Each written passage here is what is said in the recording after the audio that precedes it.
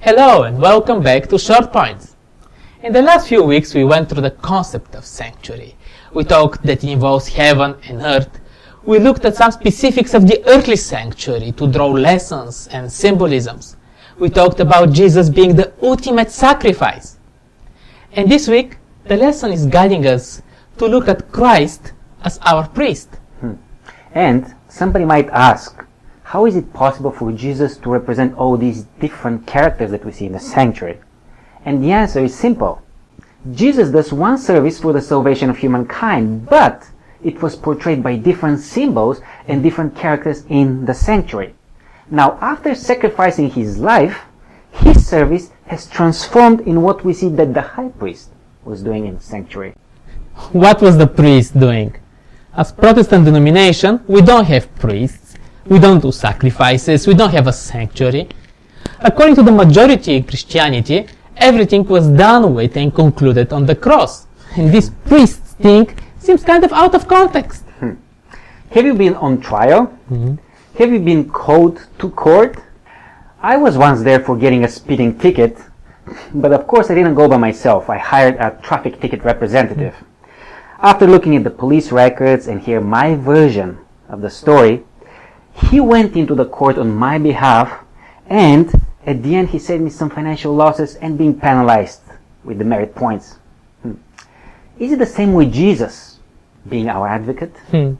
Okay. I think that we're into something here. We talked about the seriousness of the issue with sin. It can't just disappear.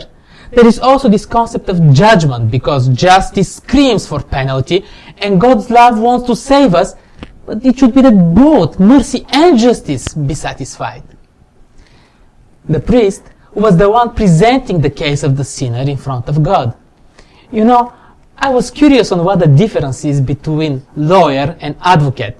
It seems that a lawyer is someone who can give a legal advice and is trained in the law, but an advocate is the one who actually can present the case in court. Nick, here's the deal. Hear me for a second. What if God's plan to save the humankind was to present his son as a pure sacrifice to justify the penalty of sin, but does it not specifically on the planet Earth and not necessarily as a human being, somewhere else and somehow differently? Do you think that this will be enough for God and man to be reconciled? I don't think so. God found it to be very important to be one of us, for the purpose to be a worthy representative from earth in the heavenly court, something that Adam lost once he became a sinner.